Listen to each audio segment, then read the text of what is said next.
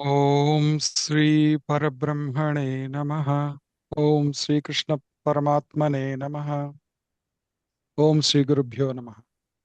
హరి ఓం.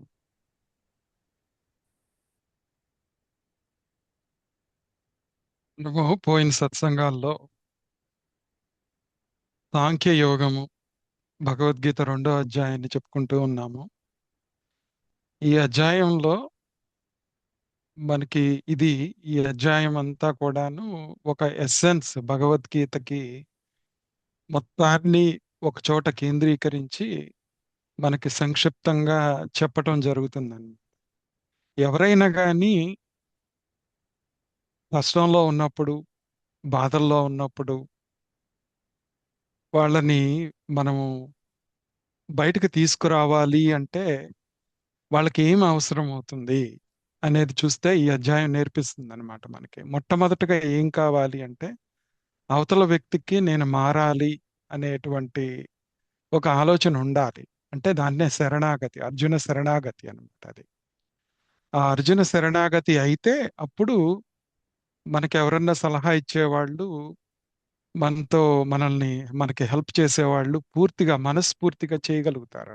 అదే గురుతత్వం అని. అట్లా చేయటమే ఈ కృష్ణ భగవానుడు ఆయనకి మొట్టమొదటగానే ఒక రియాలిటీని బోధించాడు. అంటే ఆత్మతత్వాన్ని బోధించాడు. చూడండి అది ఎట్లా ఉంటుందో. ఎవరికైనా కానీ మనం ఆత్మతత్వాన్ని వాళ్ళు కష్టాల్లో ఉన్నప్పుడు ఆ రియాలిటీని చెప్తా ఉంటే అందరికీ ఇష్టం ఉండదు అది. రియాలిటీని ఎప్పుడు చెప్తా ఉంటే.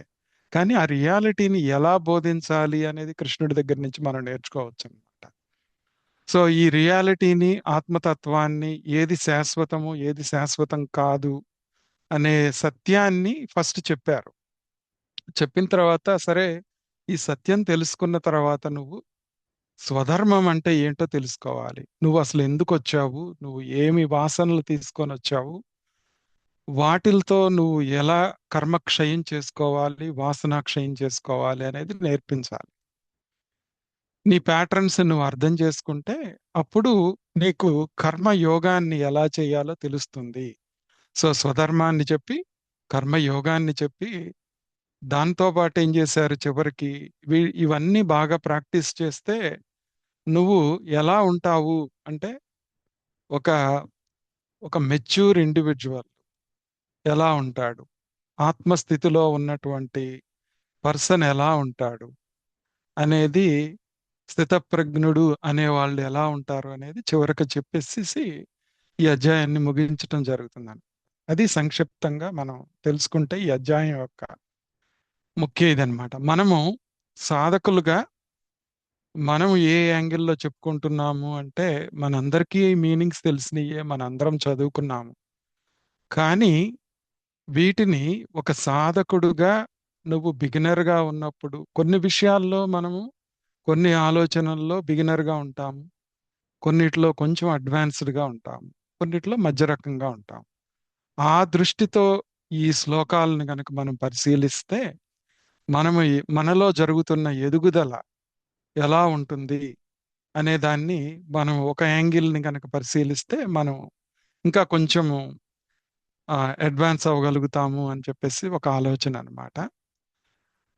ఎందుకంటే భగవద్గీతను ఇంతకు ముందు చెప్పుకున్నాం మనం. మామూలు అర్థాలు తెలిసినవే, కానీ ఈ సాధనాపరమైన అర్థాలను కూడా కొంచెం నేర్చుకున్నాము. మనము పోయినసారి ఈ 16వ శ్లోకం దాకా చెప్పుకున్నాము 2వ అధ్యాయంలో. దాంట్లో నాసతో విద్యతే భావో నా భావో విద్యతే సతః ఉభయోరపి దృష్టోంతః త్వనయోస్తత్వదర్శివిహి అని చెప్పేసి శ్లోకంలో, అంటే మిథ్యా వస్తువు అయినటువంటి అనిత్యమైన దానికి ఉనికి లేదు, సత్యమైన దాని అది లేకుండా లేదు, ఎప్పుడూ ఉంటుంది అది. ఈ రెండు తత్వాలు తెలుసుకున్న వాళ్ళు ఆ స్వరూపాన్ని సాక్షాత్కరించుకుంటారు అని చెప్తున్నారు. ఇక్కడ మనము టేక్ హోమ్ పాయింట్ అనుకున్నది ఏంటి అంటే మనలో కూడాను ఒక స్వాభావిక ధర్మం ఉంటుంది. ఆ స్వాభావిక ధర్మము మన ఒరిజినల్ ప్యాటర్న్ అన్నమాట. మనం కారణ శరీరంలో తీసుకొని వచ్చినటువంటి ఏవైతే వాసనలు, కర్మ ఫలితాలు ఉన్నాయో వాటన్నిటి మూలాన మన జీవితం పోతూ ఉంటుంది. కానీ మనం తెచ్చిపెట్టుకున్న ధర్మం ఉంటుంది. ఓకే.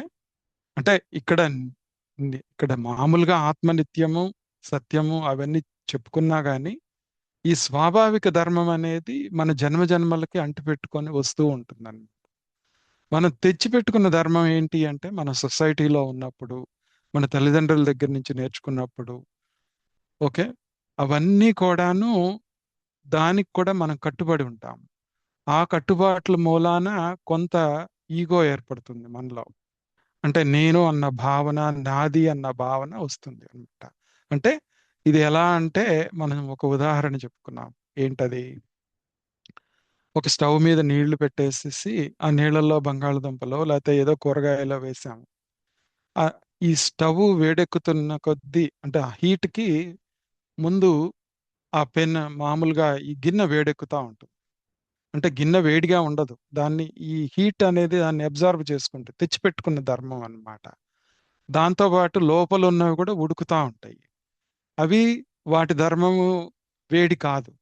కానీ అలానే మన జీవితంలో కూడాను మనము చాలా సార్లు తెచ్చిపెట్టుకున్న ధర్మంతో రకరకాల ఎమోషన్స్‌తో రకరకాల ఎమోషన్స్‌కి లోనవుతూ ఉంటాం అన్నమాట. కానీ ఈ సాధకుడిగా మనం అర్థం చేసుకోవాల్సింది ఏంటంటే, మొట్టమొదటిగా ఈ తెచ్చిపెట్టుకున్న ధర్మాల్ని అర్థం చేసుకోవాలి. అవి చెయ్యకూడదు, చెయ్యాలి అనే ప్రశ్న కాదక్కడ. వాటి మూలాన నీ స్వధర్మము, నువ్వెందుకు పుట్టావు, నువ్వు వాసనాక్షయం చేసుకోవాల్సింది జాగ్రత్తగా చూసుకోవాలి. దాని తర్వాత వాటిని ఎలా అర్థం చేసుకోవాలి? వాటిని చేయకూడదు, చేయాలి అని కాదు. వాటిని అర్థం చేసుకొని వాటి ఇంపాక్ట్ మన మీద లేకుండా చూసుకోవాలి. కొత్త వాసనల్ని ఏర్పరచకుండా చూసుకోవాలి. ఓకే. అది టేక్ హోమ్ పాయింట్. నాసతో విద్యతే భావో అనే దానికి. సో దాన్ని గుర్తుపెట్టుకొని మనము నెక్స్ట్ ఇప్పుడు ఈ అధ్యాయంలో మనకి ఏం చెప్పాలనుకుంటున్నాడు? ఈ ఆత్మ ప్రకరణం అంటారు దీన్ని. ఓకే. ఈ ఆత్మ ప్రకరణంలో కరెక్ట్ గా మనం ఇందాక చెప్పుకున్నవి విష్ణు సహస్రనామంలో చెప్పుకున్నవే ఉంటుందన్నమాట. ఏంటి? ఆత్మ సత్యము, నిత్యము, అప్రమేయము, అకర్త అభోక్త, ఓకే, నిర్వికారము. ఇలాంటివి కొన్ని శ్లోకాల్లో మనకి రాబోయే శ్లోకాలన్నింటిలో మనకి భగవానుడు ఎక్స్ప్లెయిన్ చేస్తూ ఉంటాడన్నమాట.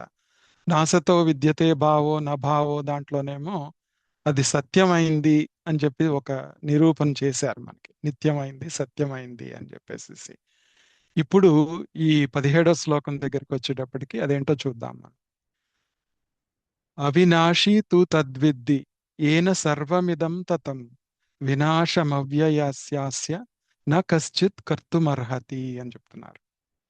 ఇక్కడ అ, ఏం చెప్తున్నారు అంటే ఏదైతే సత్తుగా ఉన్నదో, సర్వము వ్యాపించి ఉన్నదో అది దానికి నాశనం లేదు అని మనకు తెలుసు కదా. అట్లానే ఈ ఈ సత్తుకి వికారాలు కూడా ఉండవు. ఓకే. ఎవరు కూడా వినాశాన్ని కలిగించలేరు అని చెప్తున్నారు అనమాట. అంటే అవినాశి తద్విద్ది, ఇది నాశరహితమైందని తెలుసుకో. ఏనతు ఇదం సర్వం, దేని వల్లనైతే ఈ జగత్తంతా తతం అంటే వ్యాప్తమై ఉన్నదో, అస్య అవ్యయస్య, ఈ శాశ్వతమైనటువంటి అవ్యయమైనటువంటి ఆత్మ వినాశం కర్తుం కశ్చిత్ నా అర్హతి, వినాశం చేయడానికి ఎవరు సమర్థులు కాదు అని చెప్పి ఒక సెంటెన్స్ లో చెప్పేస్తున్నారు. ఇక్కడ మనం గుర్తుపెట్టుకోవాల్సిన ఏంటి అంటే, మనం టేక్ హోమ్ గా చూసుకోవాల్సిన ఆత్మ సర్వవ్యాపకం. ఏన సర్వం ఇదం తతం అనేది గుర్తుపెట్టుకోవాలి. మనకి హృదయసేర్జున తిష్టతి అని చెప్పేసి భగవానుడు చెప్తాడు కదా ఒక శ్లోకంలో. అలానే అన్ని హృదయాల్లో ఉన్నాను అని చెప్తాడు. ఇక్కడ హృదయము అంటే ప్రతి రియాలిటీలో ప్రతి సిచ్యువేషన్ లో ఒక రియాలిటీ ఉంటుంది. దానికి ఒక హృదయం ఉంటుంది. అంటే బేసిక్ మీనింగ్ ఏదైతే ఉందో, బాటమ్ లైన్ ఏదైతే ఉందో అదే హృదయం. అదే సిచ్యువేషన్ ని మనం అర్థం చేసుకుంటా వెళ్తే అదే భగవంతుడి యొక్క స్వరూపము, అదే ఆత్మ అన్నమాట. ఏదైతే మారదో. ఎలా అంటే ఇప్పుడు మనం తీసుకుంటా ఉంటాము. ఎలా ఒక నది ప్రవహిస్తూ ఉంటే ఆ బేస్ ఎప్పుడు మారట్లేదు కదా. ఆ బేస్ అంతే ఉంటుంది. ఆ పైన వచ్చే వాటర్ ఫ్లో వెళ్ళిపోతా ఉంటుంది. ఒక చోట ఒక్కసారి ఉన్న వాటర్ ఇంకొకసారి ఉండదు కదా, అట్లా అన్నమాట. అట్లానే ఇది కూడా ఆత్మ సర్వవ్యాపకమై ఉంటుంది, అన్నిటిలో ఉంటుంది అని చెప్పి మనం అర్థం చేసుకొని, మనం రోజు చేసే పనుల్లో ఈ ఈ సిచ్యువేషన్స్ లో అనాత్మ మీద డిపెండ్ అవ్వకుండా ఆ రియాలిటీ మీద డిపెండ్ అవ్వటమే ఈ శ్లోకం యొక్క ముఖ్య ఉద్దేశం అన్నమాట మనకి. ఓకే. ఆ రియాలిటీని ఎప్పుడైతే అర్థం చేసుకున్నామో మనలో ఉన్న ఎమోషన్స్ అండర్ కంట్రోల్ వచ్చేస్తాయి అన్నమాట. సో ఇప్పుడు ఈ శ్లోకాన్ని కొంచెం మన ప్రాక్టికల్ లైఫ్ కి ఒక టేబుల్ ఫామ్ లో చూద్దాం దీన్ని. ఇక్కడ చూస్తా ఉండండి. మనము ఇది ఆత్మ ఇండస్ట్రబుల్ అవినాశి అని చెప్పుకున్నాం కదా.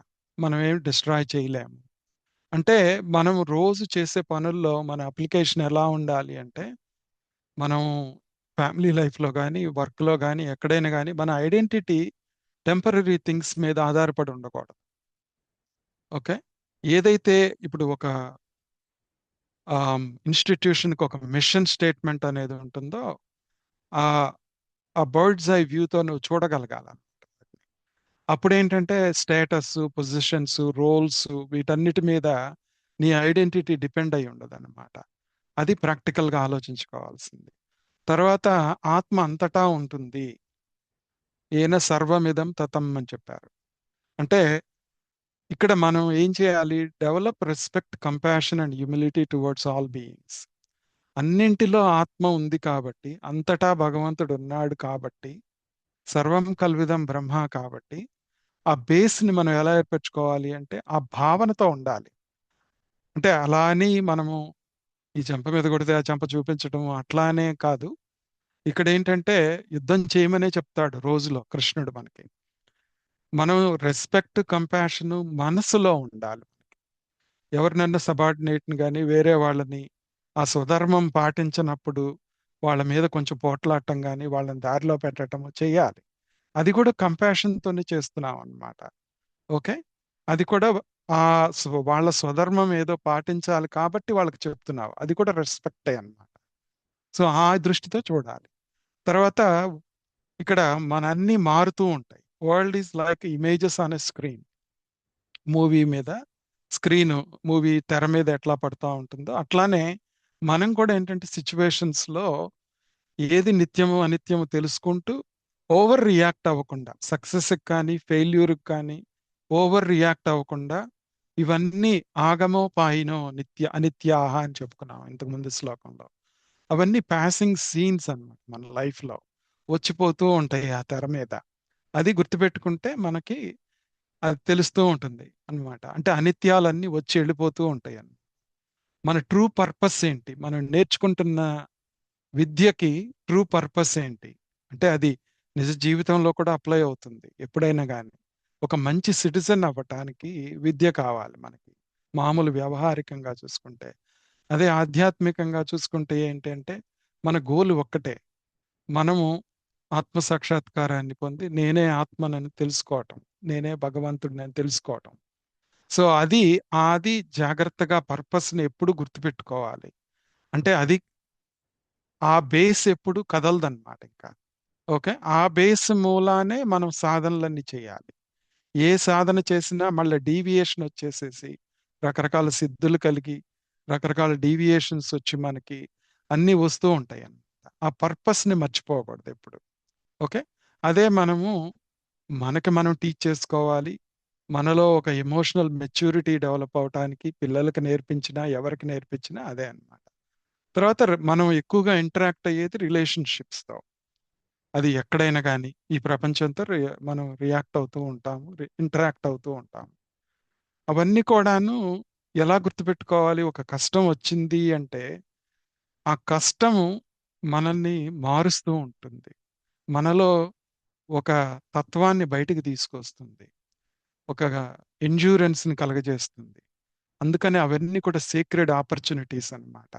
అయ్యో! నాకెందుకు ఈ కష్టం వచ్చింది అని అనుకోకుండా, ఆ కష్టము మన వాళ్ళు కష్టపడుతుంటే చూస్తాము. దాంట్లో నుంచి కూడా ఎండ్యూరెన్స్ నేర్చుకుంటామన్నమాట. అట్లానే ఫర్‌గివ్‌నెస్, రెస్పెక్ట్ అవన్నీ నేర్చుకుంటామన్నమాట. తర్వాత understand the meaning of wealth. మనకి ఏమేం కావాలి అని కోరుకుంటాము జీవితంలో? ఫస్ట్ ఒక స్టెబిలిటీ కావాలి, సెక్యూరిటీ కావాలి మనకెప్పుడు. ఆ సెక్యూరిటీ కోసమే కదా అన్ని ఇల్లు కట్టుకునేది, మనీ సంపాదించేది, అవన్నీ చేస్తాం. చేసి ఇవన్నీ చేసినా కానీ మనకి మెంటల్ పీస్ ఉండదు. ఆ మెంటల్ పీస్ కోసమే ఏం చేస్తాము అంటే దానికోసం ఎప్పుడు థ్రైవ్ అవుతూ ఉంటాం అన్నమాట. అది ఫెయిల్ అవుతూ ఉంటాం వాటిల్లో. ఎందుకంటే ఆ బేస్ కరెక్ట్గా లేదు కాబట్టి ఎప్పుడు స్ట్రగుల్ అవుతూ ఉంటారు అందరూ.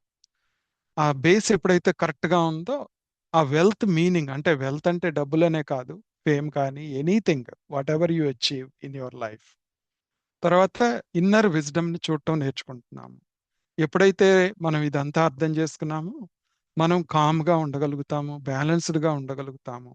మనం ఈ సత్సంగాలకు అటెండ్ అయ్యి మనం అంతా ఈ ఆత్మవిద్యను నేర్చుకుంటూ ఉన్న కొద్దీ మనం చాలా సిచ్యువేషన్స్లో ఆ స్టెబిలిటీ అనేది, ఇన్నర్ విజ్డమ్ అనేది కనపడుతూ ఉందన్నమాట మనలో. సో ఇక్కడ self is not inside the body, body is inside the self. Okay, ఇది చాలా జాగ్రత్తగా గుర్తుపెట్టుకోవాలి. ఓకే, మనము ఇప్పుడు ఈ శరీరం ఆత్మలో ఉంది అనేది గుర్తుపెట్టుకోవాలి. అట్లానే ఆత్మ మనలో ఉంది అని కాదనమాట. అది మెల్లగా సాధకుడిగా నేర్చుకోవాల్సిందనమాట. ఎందుకంటే consciousness is limitless, indivisible, Avinashi, తద్విద్ది అని చెప్పారు కదా.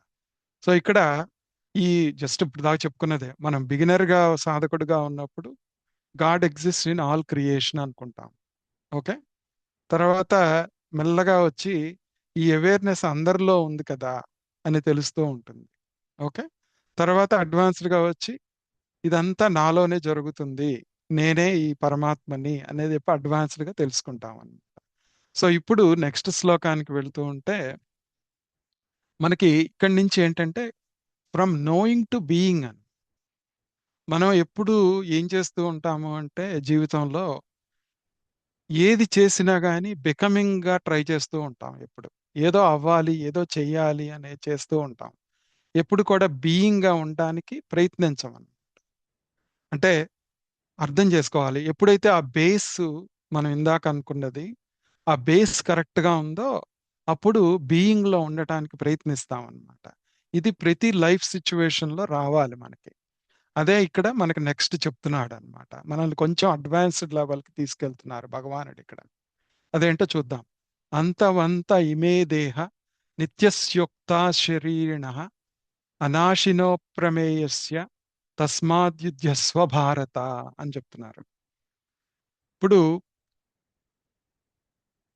ఓ అర్జున, ఈ అనాశిన, ఈ నాశరహితమైనటువంటి అప్రమేయమైనటువంటి అనిర్వచమైనటువంటిది ఆత్మను ఎప్పుడు డిస్క్రైబ్ చేయలేము అని చెప్పుకుంటాం కదా ఈ ఈ ఇంద్రియాలతో. అలానే నిత్యమైనటువంటిది, శాశ్వతమైన శరీరిన, జీవాత్మ యొక్క ఇమే దేహాహ, ఈ దేహములన్నీ అంతవంతః నశించేవే, అందువల్ల నువ్వు యుద్ధం చెయ్యి అని చెప్తున్నాడు. అంటే మళ్ళా క్లారిఫై చేస్తున్నాడు.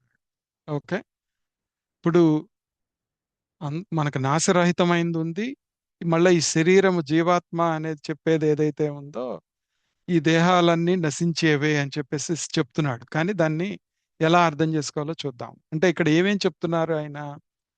నిత్యస్య శరీరిణ అనాశిన అని చెప్తున్నారు. అంటే మనకి ఈ శరీరంలో మనకి, అంటే ఈ జీవుడిలో కూడాను ఆత్మ నిత్యంగా ఉంటుంది, ఆ బేస్ ఏదైతే ఉందో. ఓకే, కాకపోతే ఏంటంటే ఇంతకుముందు చెప్పాడు ఏన సర్వమిదం తతం అని. ఈ శరీరాలన్నీ నశించేవే కానీ ఆ బేస్ మారట్లేదు. కానీ దాన్ని అర్థం చేసుకోవాలంటే అది అప్రమేయం. అంటే దాన్ని జ్ఞానంతో తెలుసుకోవాలి తప్పితే, ఇప్పుడు మనం ఎలక్ట్రిసిటీ గురించి చెప్పుకుంటాం. బల్బ్ వెలుగుతుంది, ఏదో తెలుస్తుంది మనకి. ఎలక్ట్రిసిటీని చూడాలి అనుకుంటే బల్బ్ వెలిగితే చూస్తాము, కానీ జ్ఞానం ద్వారా అదొక శక్తి ఉంది అని తెలుసుకోవటమే పరమాత్మను తెలుసుకోవటం అన్నమాట. అంతే కదా, ఎలక్ట్రిసిటీని చూడాలి అంటే ఒక మీడియం కావాలి. ఈ మీడియమే ప్రపంచం అని. ఆ ప్రపంచం వెలుగుతుంది, ప్రపంచం కదులుతుంది అంటే దానికి కారణం ఆ ఎలక్ట్రిసిటీ అని, ఆ చైతన్యం. అందుకని జ్ఞానంతో ఎప్పుడైనా కానీ ఒక సాధన చేసి అంటే బికమింగ్ ఉండదు ఆత్మను తెలుసుకోవటానికి, బీయింగే అన్నమాట ఎప్పుడైనా కానీ.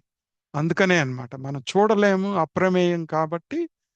అది ఈ మిగతా సాధనలన్నీ ఎందుకు చేస్తున్నాము బికమింగ్ లో అంటే ఆత్మశుద్ధి కోసం, అంటే మనసు శుద్ధి కోసం చేసుకొని ఆ స్థిమితత్వాన్ని తెచ్చుకొని అది నువ్వు ధ్యానం ద్వారా చెయ్యి.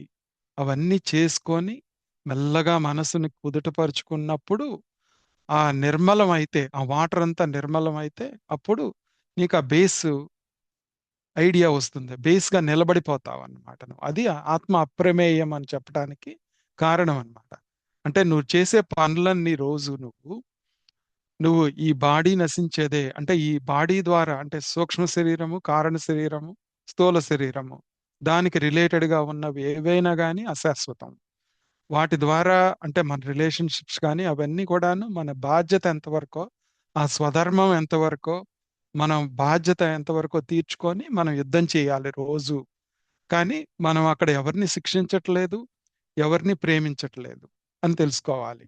అంటే ఇక్కడేమో అర్జునుడికి ఏం చెప్తున్నాడు, నువ్వు భీష్ముడిని గాని ద్రోణుడిని గాని కర్ణుడిని ఎవరిని చంపట్లేదు నువ్వు, కానీ యుద్ధం చేయి, ఈ శరీరంతో యుద్ధం చేయి, కానీ నీ ఒరిజినల్ నువ్వు ఉంటావు అని చెప్పి చెప్తున్నారు. అది తర్వాత ఇక్కడ freedom from fear and guilt అన్నమాట. ఇది 19th 20th శ్లోకం దగ్గరికి వచ్చేటప్పటికి. ఓకే, అదేంటో చూద్దాం. యయేనం వేత్తి హంతారం యశ్చైనం మన్యతే హతం ఉభౌ తౌ న విజానీతో నాయం హంతి నహన్యతే అని చెప్తున్నారు. ఇక్కడ ఎవరైతే ఈ ఆత్మని చంపుతున్నాము అని అనుకుంటారో, ఉం?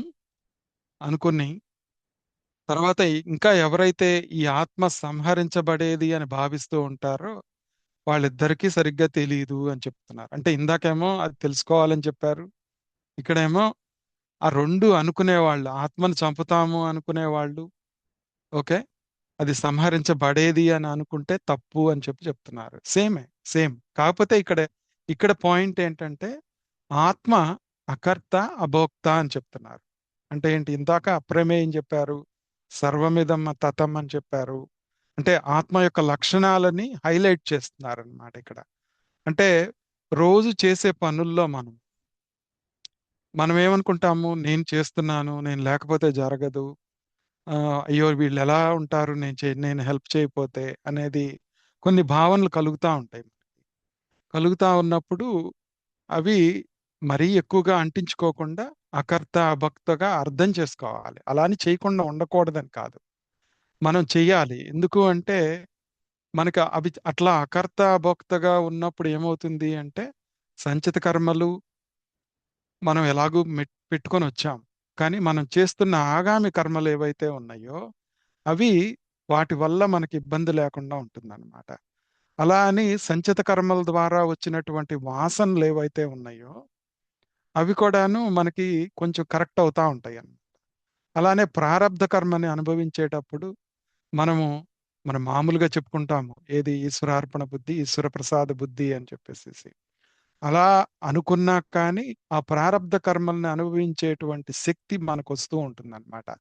ఆ శక్తి రావటం మూలాన ఏంటంటే మనం ఆ బేస్ని వదిలిపెట్టకపోతే నేను చేస్తున్నాను అని చెప్పి మనకు అనిపించదు. అవతల వాళ్ళు మనల్ని ఎప్పుడైనా ఇబ్బంది పెట్టినప్పుడు కూడాను వాళ్ళు దీనికి కారణము అని చెప్పి వాళ్ళ మీద రాగము ద్వేషము పెంచుకోము. బయటికి నువ్వు తిట్టొద్దు అని అంటలేదు, పొగడొద్దు అని అంటలేదు, కానీ నీ మైండ్లో మాత్రం నువ్వు ఆ రియాలిటీని ఎప్పుడు గుర్తు చేసుకోవాలి అని చెప్పేసి భగవానుడు చెప్తున్నాడు అనమాట ఇక్కడ. ఇక్కడ ఇంకొకటి ఏంటంటే మనకి ఈ ప్రాక్టికల్ గా ఆలోచిస్తే ఏంటంటే అఫ్ కోర్స్ ఇది ఇక్కడ ఒక సర్జన్ ఆపరేషన్ చేసేటప్పుడు ఎలా ఉంటాడు అనేది తెలిసిందే డాక్టర్స్ గా మనకి. సరే అది పక్కన పెట్టేస్తే ఒక జడ్జి కానీ సోల్జర్ కానీ వాళ్ళందరూ చంపేటప్పుడు వాళ్ళకు ఒక బేస్ ఐడియా ఉంటుంది. ఆ బేస్ ఐడియా మీదే డిపెండ్ అయ్యి దే విల్ డూ ఇట్ అన్నమాట. వేదాంతిక్ అండర్స్టాండింగ్ వచ్చేటప్పటికి ఏంటంటే మనం గుర్తుపెట్టుకోవాల్సింది, మనం చేసినా వేరే వాళ్ళు చేసినా అది ఒక రోల్ లెవెల్లో జరుగుతూ ఉంటాయి. అంటే వాళ్ళ ఒక బాధ్యత ప్రకారంగా కానీ వాళ్ళు నేను తల్లిని, నేను తండ్రిని, నేను అక్క, చెల్లి అని చెప్పేసేసి ఒక రోల్‌లో వాళ్ళు చేస్తూ ఉంటారు ఆ యాక్షన్స్ అన్నీ అనేది గుర్తుపెట్టుకోవాలని. కానీ నీ ఒరిజినల్ స్వభావం ఏదైతే ఉందో అది నువ్వు బేస్ అన్నమాట. నువ్వు మార్చుకో, అది నీకు మారదెప్పుడు. సో, ఇక్కడ మనకి ఉపయోగపడేదేంటంటే, మనం ప్రాక్టికల్‌గా అడాప్ట్ చేసుకోవాల్సిన పాయింట్స్ దీంట్లో నుంచి అకర్త, అభోక్తగా ఉండాలి అంటే మనము రోజు చేసే పనుల్లో మనకు కొన్ని చోట్ల అయ్యో! నేనెందుకు చేశాను ఇది అనే గిల్ట్ కలుగుతా ఒక్కొక్కసారి నన్ను నేను బ్లేమ్ చేసుకుంటాను. వేరే వాళ్ళని బ్లేమ్ చేస్తూ ఉంటాను. లేదా నేను విక్టిమ్‌గా ఫీల్ అవుతూ ఉంటాను. అవతల వాళ్ళు విక్టిమ్‌గా ఫీల్ అవుతా అనుకుంటాము. ఇలాంటివన్నీ వచ్చినప్పుడు ఈ యొక్క అప్రమేయము, ఓకే. ఇది అకర్త, అభోక్త, ఆత్మ నాశనం లేనిది ఇట్లాంటివన్నీ ఈ క్యారెక్టర్స్ అన్ని గుర్తుపెట్టుకోవాలన్నమాట. అకర్త, భోక్త మెయిన్‌గా గుర్తుపెట్టుకోవాలి. తర్వాత మన డ్యూటీస్ అన్ని ఈగో పోవాలి అంటే ప్రతి దాంట్లో ఈ గిల్టు, బ్లేము, విక్టిమ్‌హుడ్ ఇవన్నీ కూడాను కామన్‌గా జరిగే ఎక్స్‌పీరియన్సెస్ మనకి. వీటన్నింటిలో కంట్రోల్ చేసుకోకపోతే, అబ్జర్వ్ చేయకపోతే, అనలైజ్ చేసుకోకపోతే, ఆ చివరిలో మనకి నేను, నాది అన్న భావన పోదన్నమాట. ఆ పోకపోతే మనకు ఆత్మ సాక్షాత్కారం కలగటం కష్టంగా ఉంటుంది. అది నువ్వు సన్యాసం తీసుకొని వెళ్ళినా అక్కడ గిల్టు, బ్లేము, విక్టిమ్‌హుడ్ అన్నీ ఉంటాయన్నమాట. గురువుగారు నన్ను సరిగ్గా పట్టించుకోలేదు. గురువుగారు ఇంకా బాగా చెప్తే బాగుండేది. ఇట్లాంటివన్నీ రకరకాలన్నీ వస్తాయన్నమాట. ఓకే. దీనికే మళ్ళా ఏం చేయాలి? వీటన్నిటిలో కూడాను మళ్ళా ఎథికల్‌గా ఉండటం నేర్చుకోవాలి. అదన్నీ స్వధర్మం వచ్చినప్పుడు తెలుస్తుంది మనకి. సో, ఈ releasing personal guilt and fear ఇవన్నీ చేయటం మూలాన ఫియర్ పోతుంది. సో, ఇక్కడ బిగినర్‌గా మనకు క్లారిటీ వచ్చేది ఏంటంటే అకర్త, భోక్త నుంచి ఈ సోల్ అనేది, ఆత్మ అనేది ఈ శరీరం పడిపోయినా గాని ఉంటుంది అనేది బేస్ బాగా క్లారిటీ వస్తూ ఉంటుందన్నమాట. అది కొంచెం ఇంటర్మీడియేట్ లెవెల్‌కెళ్ళేటప్పటికి నేను అకర్తని, అభోక్తని అని చెప్పి ఈ శరీరం చేసుకుంటుంది అనే ఆలోచన ఉంటుంది. తర్వాత అడ్వాన్స్‌డ్‌కెళ్ళేటప్పటికేంటంటే వాటన్నిటికి నిర్లిప్తంగా ఉండి ఒక న్యూట్రల్ స్టేట్‌లో స్థితప్రజ్ఞుడి స్థితిలో ఉండగలుగుతావన్నమాట. అది అకర్త, అభోక్త. ఈ శ్లోకంలో మనం గుర్తుపెట్టుకోవాల్సింది అకర్త, అభోక్త అన్నమాట. ఓకే. సో, నెక్స్ట్ శ్లోకానికి వెళ్దాం. న జాయతే మ్రియతే వా కదాచిత్ నాయం భూత్వా భవితా వా న భూయః అజో నిత్యః శాశ్వతోయం పురాణో న హన్యతే హన్యమానే శరీరే అని చెప్తారు. ఇది చాలా ఇంపార్టెంట్ మనకి. ఎట్లానో చూద్దాం. We have to spend little time on this. ఆత్మ అనేది ఎప్పుడు ఏ కాలంలో కూడా పుట్టట్లేదు, మరణించట్లేదు. ఒకప్పుడు ఉండి మరలా భవిష్యత్తులో ఉండబోదు అని అనుకోకూడదు మనం. ఓకే. అంటే మిథ్యాతత్వం అనేది లేదు. పుట్టుక లేదు. అది నిత్యమైంది, శాశ్వతమైంది. అజో నిత్య శాశ్వతోయం పురాణం. అది నిత్యమైంది, శాశ్వతమైంది అని చెప్తున్నారు. అలానే ఈ సనాతనమైనటువంటి లక్షణం ఉంది దానికి. ఈ శరీరం చచ్చిపోయినా గాని, పడిపోయినా గాని ఆత్మ చంపబడట్లేదు అనేది అర్థం. Basic meaning. ఓకే. సో, దీన్ని మనము ఇక్కడ టేక్ హోమ్ పాయింట్ ఏంటంటే, మనం గుర్తుపెట్టుకోవాల్సింది ఆత్మ నిర్వికారమైనది అనేది గుర్తుపెట్టుకోవాలి. ఓకే. శరీరానికి అన్ని వికారాలున్నాయి. అది చెప్పుకుందాం తర్వాత మనం. శరీరానికి అన్ని వికారాలున్నాయి. ఏంటి ఆ వికారాలు? షడ్వికారాలు. ఆ షడ్వికారాలు మనం ఇంతకుముందు చెప్పుకున్నాం. ఏంటి? జాయతే అనేది పుట్టటము, వర్ధతే ఎదగటము, తర్వాత విపరిణమతే, అపక్షీయతే, వినశ్యతి అని చెప్పేసి అస్థి. ఇట్లాంటివన్నీ కూడాను మనము ఇంతకుముందు చెప్పుకున్నాం కదా! జాయతే, వర్ధతే, విపరిణమతే, అపక్షీయతే, వినశ్యతి అనేది. ఇలా చెప్పుకుంటూ వచ్చాం ఇంతకుముందు. సో, న జాయతే ఆత్మకు పుట్టుక లేదు. మిరియతే అనేది నా మ్రియతే మరణం లేదు. ఓకే. ఇట్లా చెప్పుకుంటూ వచ్చి ఇది ఒకప్పుడు ఉండి ఉండకుండా పోలేదు. ఎప్పుడూ ఉండేది అని చెప్పుకున్నాం. సరే అవన్నీ పక్కన పెట్టేసి ఇప్పుడు మనం ప్రాక్టికల్ పాయింట్స్ ఏంటో తెలుసుకుందాం దీంట్లో. మనం ఇది తెలుసుకోవటం మూలాన ఆత్మ నిర్వికారమైంది అనేది తెలుసుకోవటం మూలాన అడ్వాంటేజ్ ఏంటి మనకి? మనలో ఆ ఫియర్ ఆఫ్ డెత్, అంటే ఫియర్ ఆఫ్ డెత్ అంటే ఇక్కడ ఏంటంటే ఒక సిచ్యువేషన్లో కానీ నేను నాది అన్న ఒక భావన పోతుందేమో అన్న భయం మనకి. అది ప్రతిరోజు చనిపోతూ ఉంటాం మనం. అందుకనే ఫైట్ చేస్తాం అనమాట ప్రతి సిచ్యువేషన్లో. నేను నెగ్గాలి, నేను నేను కరెక్ట్గా ఉండాలి అని చెప్పి ఫైట్ చేస్తూ ఉంటాం. ఎందుకంటే ఫియర్ ఆఫ్ డెత్ అన్నమాట. ఎందుకంటే నేను చనిపోతాను అన్న భయం, నా ఎగ్జిస్టెన్స్ పోతుంది అన్న భయం అని. ఇది దీన్ని ఇప్పుడు ఇక్కడ అనుకున్నాం ఎలక్ట్రిసిటీ అది ఉంటుంది. ఎప్పుడు బల్బ్ బ్రేక్ అయినా షైన్ అయినా కానీ ఎలక్ట్రిసిటీ ఉంటుందని తెలిసిందే మనకి. ఇక్కడ కొన్ని చూద్దాం ఇప్పుడు. ఈ షడ్వికారాలని మనము ఎలా అబ్జర్వ్ చేయాలి? ఓకే. ఎందుకంటే నజాయతే మ్రియతే వా కదాచిత్ అనే దాంట్లో మనం సాధన చేసేటప్పుడు రోజు జీవితంలో కూడాను ఈ షడ్వికారాలకు లోనవుతూ ఉంటాం ప్రతి సిచ్యువేషన్లో అనమాట. ఈ ఈగో పోవాలి చివరికి అంటే సాధనలో వీటిని బాగా అర్థం చేసుకోవాలి. వీటిని అర్థం చేసుకోకపోతే ఈ ఈ శాశ్వతత్వం అనేది మనకు రాదన్నమాట. ఇక్కడ మనం ఏమనుకుంటున్నాము? అవిద్య మూలాన ఇక్కడ ఐ ఆమ్ బాండ్, బర్త్ అన్నమాట. Okay, body is bond not me అనేది వేదాంతిక్ విజ్డమ్ అన్నమాట. ఓకే, నేను కాదు, బాడీ పుడుతుంది వచ్చింది అనుకోవాలి. నేను గ్రో అవుతున్నాను అంటే ఒక సిచ్యువేషన్లో నేను అడ్వాన్స్ అవుతున్నాను, నేను అన్నీ నేర్చుకుంటున్నాను. ఏదో ఒకటి చదువుకునేటప్పుడు కానీ ఉద్యోగం చేసేటప్పుడు కానీ ఎక్కడైనా కానీ ఆ గ్రోత్ అనేది మనం లాగుతూ ఉంటుందన్నమాట. అది అవిద్య మూలాన లాగుతుందా, నువ్వు విజ్డమ్లోకి మారుతావా లేదా అనేది కంపేర్ చేసుకుంటూ ఉండాలన్నమాట. తర్వాత నీలో చేంజ్ వస్తుంది. ఎమోషనల్ చేంజ్ ఏంటి? నువ్వు రకరకాల ఎమోషన్కి లోనవుతున్నప్పుడు నీలో చేంజ్ కలుగుతూ ఉంటుంది. అది శరీర పరంగా మనస్సు పరంగా చూస్తున్నావా? Thoughts change but not the self అనేది రియలైజేషన్ ఉండాలి మనకి.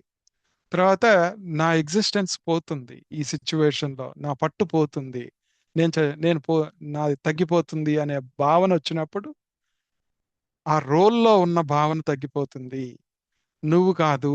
ఓకే అని చెప్పి అర్థం చేసుకొని దాంట్లో ఫైట్ చేయాలి నువ్వు. తర్వాత డెత్ అంటే ఇది నాకు కంప్లీట్ గా పోయింది అనేది కలుగుతుంది మనకి. ఓకే, తర్వాత ఒకవేళ సాధించి అంతా అయినా కానీ I became someone, I achieved అనే దాంట్లో వస్తుంది. ఓకే, అది మళ్ళీ పోయేదే, సెల్ఫ్ కంప్లీట్. ఇక్కడ ఇంకొక ప్రాక్టికల్ ఆస్పెక్ట్ ఇది చూద్దాము. ఇదేంటంటే మనకి స్పిరిచువల్ గా మనం సాధనలో ఉన్నప్పుడు ఈ అస్థి జాయతే వర్ధతే విపరిణమితే అపక్షీయతే వినశ్యతి అనేవి సాధనలో, నువ్వు ఏ సాధనైనా చెయ్యి, భక్తిలో ఉండు, జ్ఞానంలో ఉండు, ఆ, ఏ ఏ కర్మయోగం ఎక్కడున్నా కానీ ఇవి కంపేర్ చేసుకోవాలి. I will send you this letter. ఇది చూడండి జాగ్రత్తగా. ఈ ఇప్పుడు స్పిరిచువల్ స్టేజ్లో మనలో అది ఒక సీడ్ ఫామ్లో ఉంటుంది కదా. మనలో కూడా ఆధ్యాత్మికత అనేది ఒక సీడ్ ఫామ్లో ఉంటుంది. అది లేటెంట్ స్పిరిచువాలిటీ అన్నమాట. తర్వాత ఒక జీవితంలో ఒక రకమైనటువంటి ఈ జీవితం ఇంతేనా అనే ఒక భావన కలిగి దాంట్లో ఒక డిస్సాటిస్ఫాక్షన్ కలుగుతుంది. ఏదో ఉంది ఇంకా తెలుసుకోవాలి అనే భావన అన్నమాట. తర్వాత ఇదే నా జీవితం అనే ఒక భావన కలిగి కొంచెం వైరాగ్యం కలుగుతూ ఉంటుంది అన్నమాట మొట్టమొదట్లో. తర్వాత ఆ సెల్ఫ్ అనేది ఆల్రెడీ ఉంది కాబట్టి నీ బిగినింగ్ ఇంకా బిగిన్ అవ్వలేదు. ఏది? ఈ సాధన అనేది ఇంకా బిగిన్ కాలేదన్నమాట. తర్వాత బర్త్ అవుతుంది, అస్థిలో నుంచి బర్త్కి వస్తుంది అనమాట. తర్వాత అది వచ్చినప్పుడు ఆ ముముక్షత్వం అనేది బయలుదేరుతుంది అనమాట. అప్పుడు దాన్ని స్ట్రాంగ్ డిజైర్గా మార్చుకోవాలి కాబట్టి మనం ఒక ప్రయత్నం ఉంటుంది. అప్పుడు ఏం చేస్తాము? స్క్రిప్చర్స్, గురువు, సత్సంగం వైపుకి తిరుగుతాం అనమాట.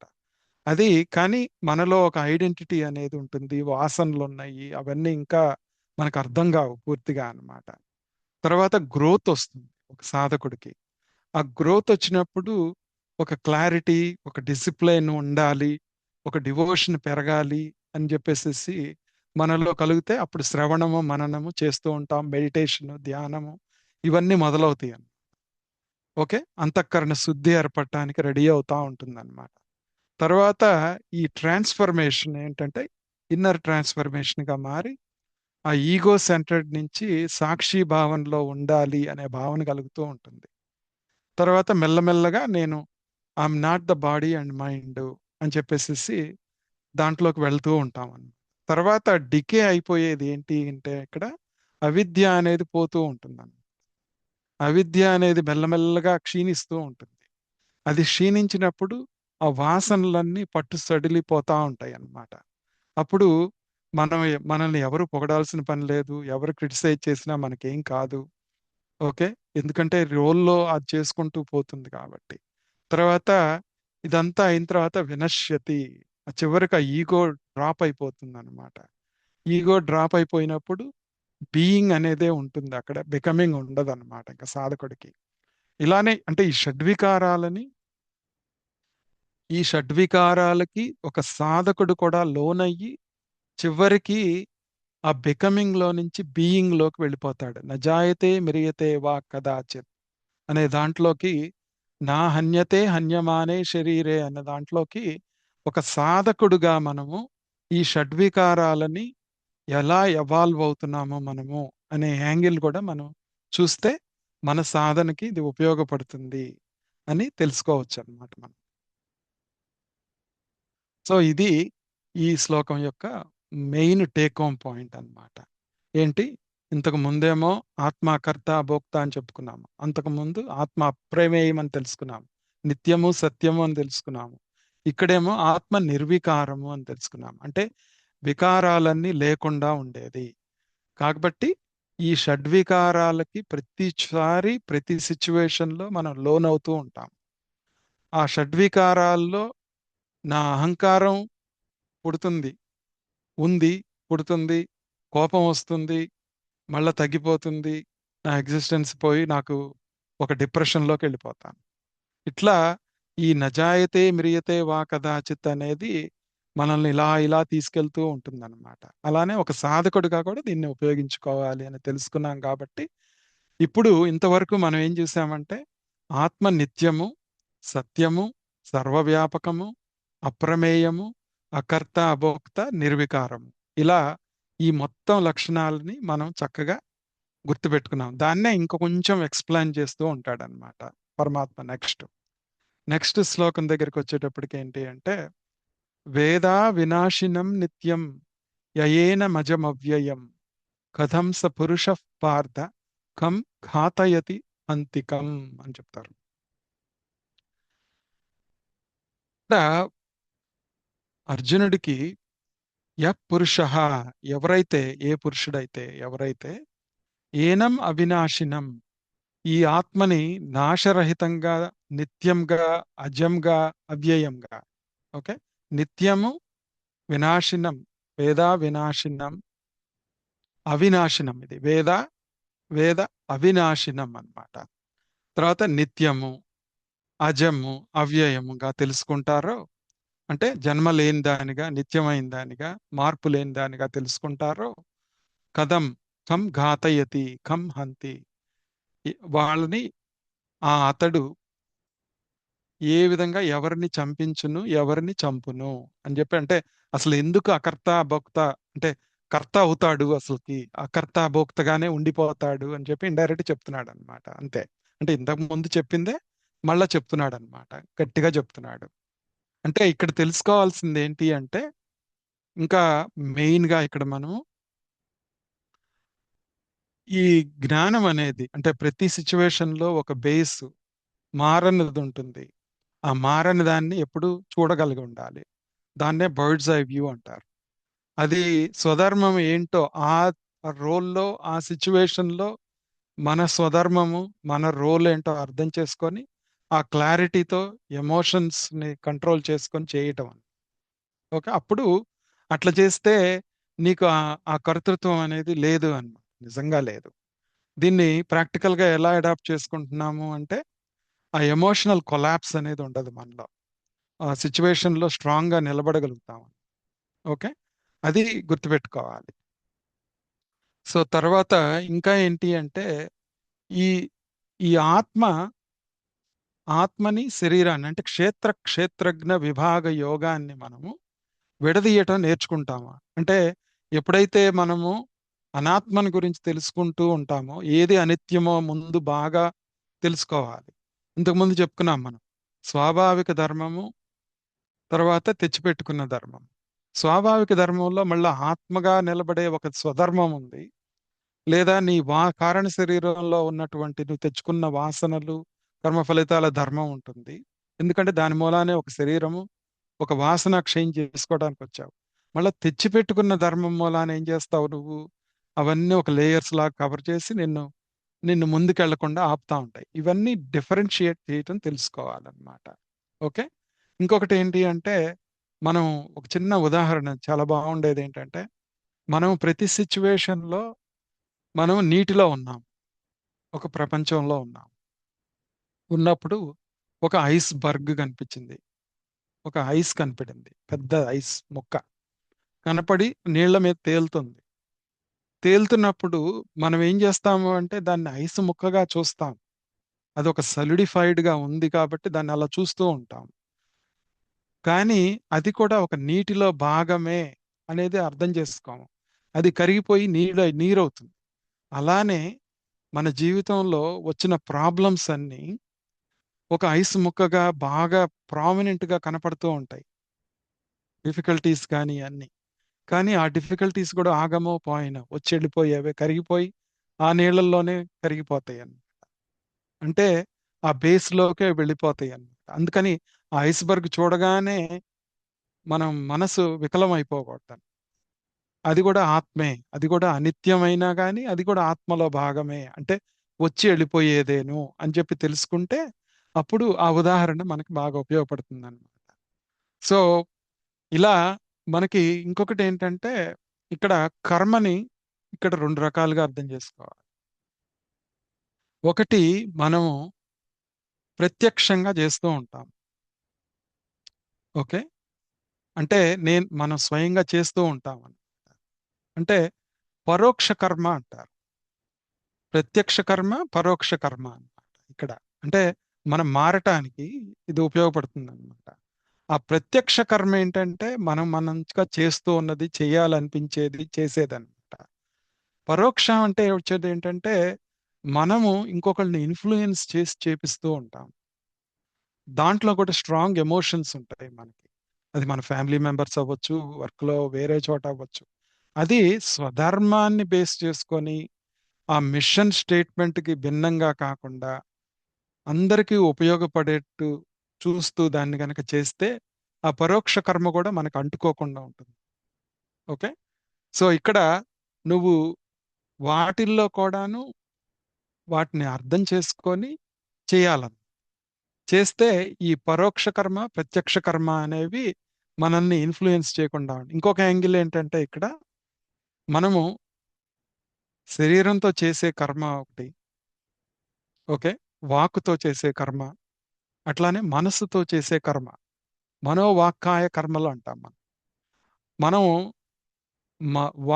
మనస్సు, వాక్కు అదే వాక్కు శరీరం వచ్చేటప్పటికి అట్లీస్ట్ కంట్రోల్ చేసుకుంటాం.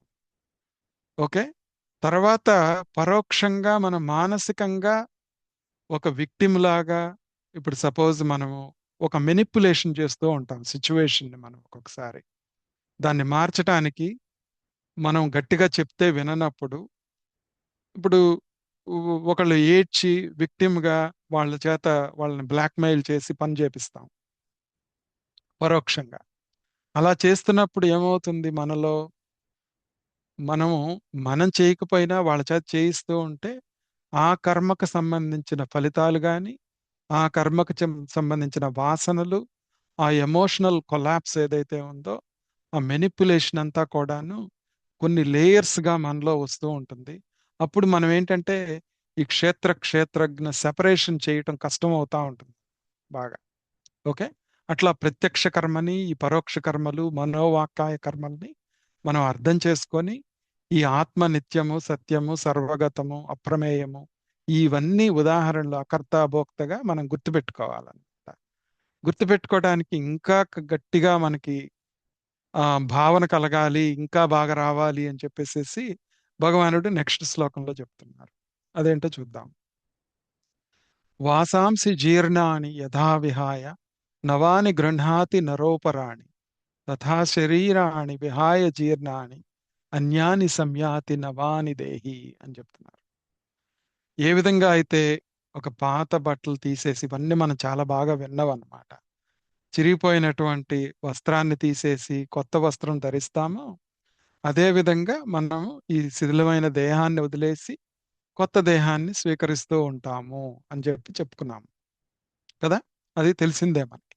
అంటే ఏంటి, మనము ఇక్కడ సొలిడిఫై చేసుకోవాల్సింది ఏంటంటే, మనము ఒక రోల్లో నుంచి ఇంకొక రోల్లోకి వెళ్ళేటప్పుడు ఎప్పుడు నువ్వు హీరోగా ఉండాలి, ఎప్పుడు సైడ్ క్యారెక్టర్గా ఉండాలి, ఓకే, ఎప్పుడు డామినేట్ చేయాలి, ఎప్పుడు తగ్గి ఉండాలి ఆ సిచ్యువేషన్లో అనేది రోల్ అన్నమాట. అక్కడ ఆ ఫియర్ని, ఆ ఎమోషన్స్ని మాడ్యులేట్ చేసుకుంటూ నువ్వు గ్రాడ్యువల్గా you have to move around వాటిల్లో. ఓకే, ఎలా ఈ రోల్లో నుంచి నేను వదిలేసి ఈ శరీరంలోకి ఇంకొక దాంట్లోకి వెళ్తున్నాను అనే విధంగానే చేయాలను. ఓకే, తర్వాత ఈ లైఫ్లో వచ్చే ట్రాన్సిషన్స్ ఏవైతే ఉన్నాయో వాటిని గ్రేస్ఫుల్గా మనం యాక్సెప్ట్ చేయాలి. ఓకే, ఐడెంటిటీస్, రోలు, ప్రొఫెషన్, స్టేటస్, నేను డాక్టర్ని, నేను ఆ ప్రొఫెషను అని చెప్పేసి రోల్ ఒక్కొక్కసారి మన జీవితంలో ప్రవేశిస్తూ ఉంటుంది. అది అహంకారానికి దారి తీస్తూ ఉంటుంది. దాని మూలాన ఎమోషన్స్ వస్తూ ఉంటాయి. అలానే నేను తల్లిని, నా మాట వినకపోతే ఎట్లా నువ్వు అనే భావన. ఓకే, నేను ఇప్పటిదాకా నేను పెంచాను, నువ్వు ఎట్లా ఉండకపోతే ఎట్లా అని చెప్పేసి ప్రతి దాంట్లో ఆ రోల్ అనేది, ఆ ఈగో అనేది వస్తూ ఉంటుందన్నమాట. కానీ నువ్వు శరీరం మార్చుకొని, అంటే ఒక పిల్లవాడు చిన్నప్పుడు శరీరంతో చిన్నవాడిని పెంచినప్పుడు ఒక తల్లి భావంతో చేసుకుంటూ వచ్చావు. వాళ్ళకి పెళ్లిళ్ళు చేసి వాళ్ళని ఒక ఇంటి వాళ్ళని చేసిన తర్వాత ఇంకా నేను ఆ చిన్నప్పుడు తల్లిగానే ఉంటాను, కంట్రోల్ చేయాలి, వాళ్ళకి గట్టిగా అన్ని చేయాలి అనే భావనలో నుంచి స్లైడ్ అయ్యి మెల్లగా ఐడెంటిటీ వదిలేసి, అప్పుడు నువ్వు ఏమి సహాయం చేయగలవో, వాళ్ళు ఏం అడుగుతారో ఆ రోల్లోకి వెళ్ళటం అనేదే నిజమైనటువంటి అర్థం అన్నమాట ఇక్కడ. అది చేస్తూ ఉంటే మనము ఒక్కొక్క దాంట్లో మనం మారుతూ ఉంటాం. అలానే మనం ఇందాక చెప్పుకున్నాం నజాయతే మ్రియతే అని షడ్వికారాలు చెప్పుకున్నప్పుడు, ఒక సాధకుడిగా ఎదుగుతున్నప్పుడు ఒక్కొక్క కర్మయోగంలో, ఒక్కొక్క భక్తి యోగంలో, ధ్యాన యోగంలో అవన్నీ చేస్తున్నప్పుడు అది నీ ఐడెంటిటీ కాదు. నీ ఐడెంటిటీ ఆత్మ. ఓకే, నువ్వు ఒక సిద్ధుడువు కాదు. ఎందుకంటే ఆత్మ అనేది సిద్ధించుకునేది కాదు, అది ఆల్రెడీ ఉన్నది కదా, సాధ్యం. అది ఆల్రెడీ నీకు సిద్ధంగా ఉందన్నమాట, సాధ్యంగా చేయించుకునేది కాదన్నమాట. అలా తెలుసుకుంటూ ఒక్కొక్క దాంట్లో ఒక్కొక్క సాధకుడిగా నువ్వు స్లైడ్ అవుతూ వెళ్ళాలి. ఓకే, వెళ్ళినప్పుడు ఆ రోల్లో నుంచి నువ్వు మారతావు. వాసాంసి జీర్ణాని యథా విహాయ అనేది గుర్తుపెట్టుకొని ఆ ఆ సాధకుడిగా కూడా నువ్వు ముందుకు వెళ్తూ ఉంటావని, అలా వెళ్ళటం అనేది అర్థం చేసుకోవాలి అని చెప్పి భగవానుడు ఇండైరెక్ట్ గా మనకి సాధనలో అన్ని యాంగిల్స్ లో దీన్ని చూడొచ్చు అన్నమాట మనం. ఇక్కడ ఇంకొకటి ఏంటి అంటే మనం గుర్తుపెట్టుకోవాల్సింది, ఎలా మారాలి, ఈ రోల్స్ ని మనం ఎలా మారాలి, ఎలా ఐడెంటిఫై చేసుకోవాలి, ఇది ఏ రోల్ నన్ను ఇబ్బంది పెడుతుంది అని తెలుసుకోవాలి ఫస్ట్. ఏ రోల్ అంటే ఇక్కడ అర్థం ఏంటి అంటే, మనకి స్థూల శరీరం, సూక్ష్మ శరీరం, కారణ శరీరం, ఈ మూడు ఉన్నాయి. స్థూల శరీరానికి సంబంధించిన రోల్ అంటే ఈ శరీరానికి సంబంధించిన వాళ్ళతో రోల్తో ఉండి నువ్వు ఆ భూమికలో ఉండి నీ ఎమోషన్స్ నువ్వు ఎదగట్లేదా, లేకపోతే దాన్ని ప్రకారం కంట్రోల్ చేస్తున్నావా, లేదా నువ్వు సూక్ష్మ శరీరంలో, అంటే అక్కడ ఏంటి, నాది నా వాళ్ళు అనే భావన మానసికంగా చాలా దృఢంగా ఉంటుంది. నీకు కొన్ని కష్టాలు, నీకు ఆ దానికి రిలేటెడ్గా నువ్వు ఎన్నో ఆలోచిస్తావు. ఇది ఇలా జరిగితే బాగుంటుంది, అది అలా జరిగితే బాగుంటుంది అని సూక్ష్మంగా మానసికంగా ఆలోచించి, లేదా నువ్వు బుద్ధితో ఇంతకు ముందు ఆలోచించినవి, ఇది వీళ్ళకి ఇది జరిగితే బాగుంటుంది కానీ వాళ్ళ ఆలోచనలు వేరు, కానీ ఇది వీళ్ళకి ఇది మంచిది అని నువ్వు డిసైడ్ చేస్తావు అన్నమాట. అలా చేయటం ఆ సూక్ష్మ శరీరానికి సంబంధించిన వాసాంసి జీర్ణాని యథా విహాయ అనమాట. అక్కడ ఆ సూక్ష్మ శరీర పరంగా నువ్వు వాటిని వదిలేసి నువ్వు ఇంక కొత్త దాంట్లో కొత్త రోల్లోకి వెళ్ళిపోతూ ఉండాలన్నమాట. అంటే ఒక హీరో నుంచి సైడ్ క్యారెక్టర్కి వెళ్ళటం అన్నమాట. ఓకే, ఎప్పుడు దాంట్లోకి వెళ్ళాలో తెలుసుకోవాలి. ఇంకా కారణ శరీరంలో వచ్చేటప్పటికి ఈ రోల్స్ చేంజ్ ఎలా ఉంటుంది అంటే, నీలో కొన్ని అభిప్రాయాలు చాలా గట్టిగా ఉంటాయి. ఆ అభిప్రాయాలకు లోనయ్యి ఆ ప్యాటర్న్స్కి లోనయ్యి నీ యొక్క బిహేవియర్ ఎగ్జిబిట్ అవుతూ ఉంటుంది. నువ్వు దాన్ని బట్టి నువ్వు ఖచ్చితంగా ఉంటావు, దాన్ని మార్చుకోవు అనమాట. ఇంకా ఆ కారణ శరీరంలో ఉన్న వాటిని బట్టి నువ్వు అప్పుడు చాలా జాగ్రత్తగా దాన్ని అర్థం చేసుకొని దాన్ని వదిలించుకోవాలన్నమాట. అట్లీస్ట్ అర్థం చేసుకుంటే అప్పుడు ప్రాబ్లం ఉండదు అని చెప్పి భగవానుడు ఇక్కడ మనకి ఇండైరెక్ట్ గా చెప్తున్నారు. ఇంకా ఇక్కడ మనం రిటైర్మెంట్ లోకి కొంతమంది మనందరం రిటైర్మెంట్ లోకి వెళ్తున్నాం. ఆ రిటైర్మెంట్ లోకి వెళ్ళేటప్పుడు కూడాను ఈ స్థూల సూక్ష్మ కారణ శరీరాల్లో ఈ వాసాంసి జీర్ణాన్ని యథా విహాయ అనేది గుర్తుపెట్టుకొని ఆ శరీరాన్ని వదిలేసి ఈ రిటైర్మెంట్ అనే శరీరంలో నేను ఆత్మగా ఉండాలి, నేను ఇంకా దీంట్లో ఎక్కువగా సెటిల్ అయిపోవాలి, ఇప్పటిదాకా నేర్చుకున్న సాధన అంతా ఇంకా సొలిడిఫై అవ్వాలి అని చెప్పి తెలుసుకోవాలని. ఇక్కడ ఇంకొకటి ఏంటంటే దీన్ని ఈ రోల్స్ ని ఎలా ఐడెంటిఫై చేసుకోవాలి అంటే, ఇప్పుడు ఒక చిన్న ఉదాహరణ జాగ్రత్తగా వినాలి. ఇది ఎప్పుడు ఇంతకు ముందు కూడా చెప్పుకున్నాము, కానీ ఈ యాంగిల్లో చెప్పుకుందాం. ఒక బోటు, ఒక పడవలో చాలా హోల్స్ ఉన్నాయి, చిల్లులు ఉన్నాయి. మనము ఒక పాండులో కానీ ఒక చెరువులో లేదా ఒక స్వచ్ఛమైన నీటిలో కానీ ఎక్కడో చోట ప్రయాణం చేస్తూ ఉంటాం. చేసేటప్పుడు నీళ్లు ఆ చిల్లుల ద్వారా వస్తూ ఉంటాయి. కానీ మనం ఏం చేస్తాము, రోజు ప్రాబ్లమ్స్ వాటన్నిటిలో ఏం చేస్తామంటే మనం వాటిని తోడి నీళ్లు తోడి బయట వేస్తూ ఉంటాము, కానీ వస్తూ ఉంటాయి నీళ్ళని. కానీ నీళ్లు తోడి బయట వేస్తూ ఒక్కొక్క హోల్ని ఫిల్ చేయాలి ఫస్ట్. ఆ హోల్ని ఫిల్ చేసే కొద్దీ ఫస్ట్ ఏమనిపిస్తుంది, అబ్బాయి ఎంత తోడినా ఇవి వస్తానే ఉంటాయి అనిపిస్తూ ఉంటుంది అనమాట. అంటే నేను రోల్స్ చేంజ్ చేసుకున్నా కానీ ఇది కష్టంగానే ఉంటుంది అని చెప్పి బాధ ఉంటుంది ఫస్ట్ మనకి. కానీ నువ్వు ఏమవుతుంది అంటే ఈ సాధనలు చేసే కొద్దీ అంటే ఏంటి, ఒక మురికి వాటర్లో వెళ్ళినప్పుడు నువ్వు అర్థంగా లేనప్పుడు మురికి వాటర్లోకి వెళ్ళినప్పుడు ఏమవుతుంది, ఆ వాటర్ వచ్చి బోట్లోకి వస్తుంటే నీకు హోల్స్ కనపడవు. నువ్వు నీళ్లు తోడేస్తా ఉంటావు కానీ హోల్స్ కనపడవు నీకు. అదే నువ్వు మెల్లగా ప్రయాణిస్తూ ఒక స్వచ్ఛమైన నీటిలోకి వచ్చినప్పుడు బాటం కనపడతా ఉంటుంది నీకు. అప్పుడు నీళ్లు తోడటమే కాకుండా నీలో ఉన్న ఆ లోపాలని కరెక్ట్ చేసుకుంటావు. ఆ ఆ స్వచ్ఛమైన నీరు రావాలి ఈ బోట్లోకి అనేదే ఈ సాధనల ప్రక్రియ అన్నమాట. ఓకే, అవన్నీ మనం చేసే సాధనలన్నీ కర్మయోగం చేసినా భక్తి చేసినా ఈ జ్ఞానం గురించి నేర్చుకున్నా ఏమి చేస్తున్నా కానీ, ధ్యానం చేసినా ఏమి చేస్తున్నా కానీ ఆ స్వచ్ఛమైన నీటిలోకి వెళ్ళినప్పుడు ఏమవుతుంది అంటే ఆ హోల్స్ మనకు కనపడుతూ ఉంటాయి. కనపడినప్పుడు ఏంటంటే అప్పుడు ఆటోమేటిక్గా వాటిని ఫిల్ చేయగలుగుతా ఉంటే చివరికి నీళ్లు తోడాల్సిన పని ఉండదు. అంటే ఇదే నేతి నేతి సిద్ధాంతం శంకరాచార్యుల వారు చెప్పింది అనమాట.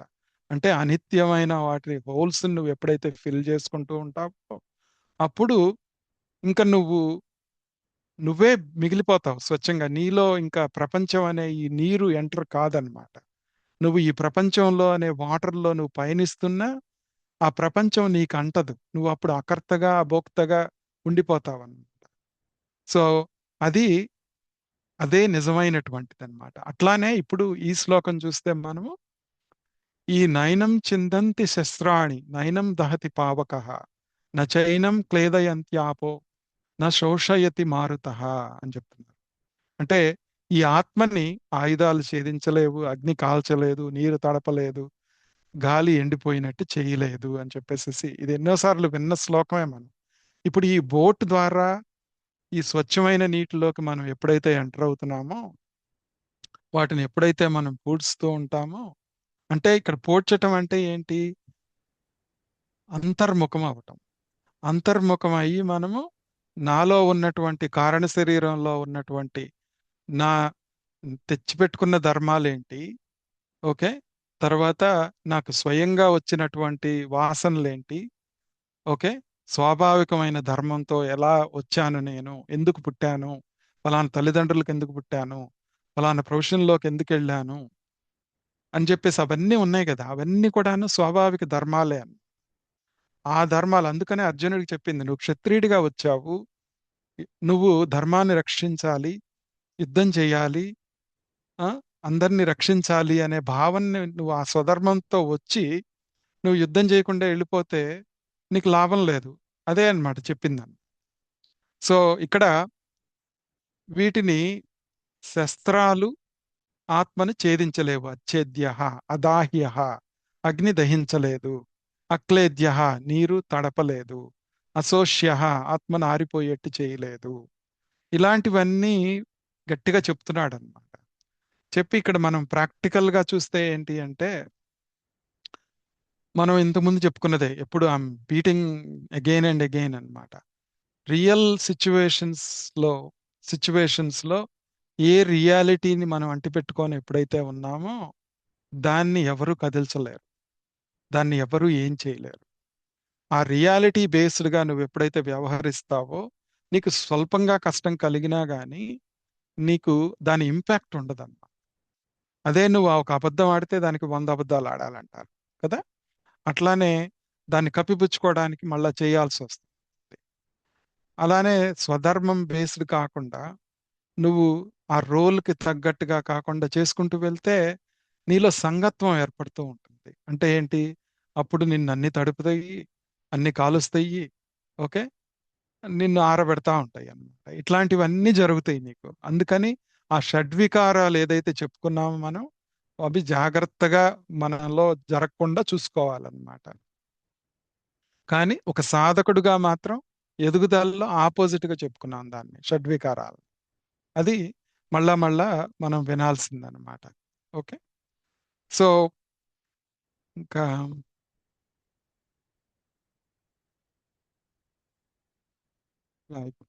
we'll- ఇది గుర్తుపెట్టుకొని మనం ఆత్మ ధర్మాలని మనం గుర్తుపెట్టుకుంటూ మనలో ఉన్నటువంటి ఆ ఇన్నర్ ఇమ్యూనిటీ ఏదైతే ఉందో, ఆ అంతర్ముఖత్వం ఏదైతే ఉందో, ఆ అంతర్ముఖత్వం బాగా ఎక్కువ అవుతున్న కొద్దీ ఆ హోల్స్ ని చక్కగా పూడ్చుకోగలుగుతాం. కానీ ఆ హోల్స్ బాగా కనపడాలి అంటే ధ్యానం చేయాలి, కర్మయోగం చేయాలి, భక్తి యోగం అన్ని, అంటే ఏ టైంకి ఏది ఉపయోగపడుతుందో దాన్ని ఉపయోగించుకోవాలని. అప్పుడు ఆ హోల్స్ క్లియర్ కనపడతాయి, క్లియర్ వాటర్లోకి వెళ్ళగలుగుతాం మనం. అలానే ఈ అప్పుడు ఎమోషనల్ గా మనం చాలా కరెక్ట్ గా ఉండగలుగుతాము అనేది తెలుసుకుంటూ ఈ రోజుకి సత్సంగాన్ని సజెషన్ చేద్దాము. ఓం తత్సత్.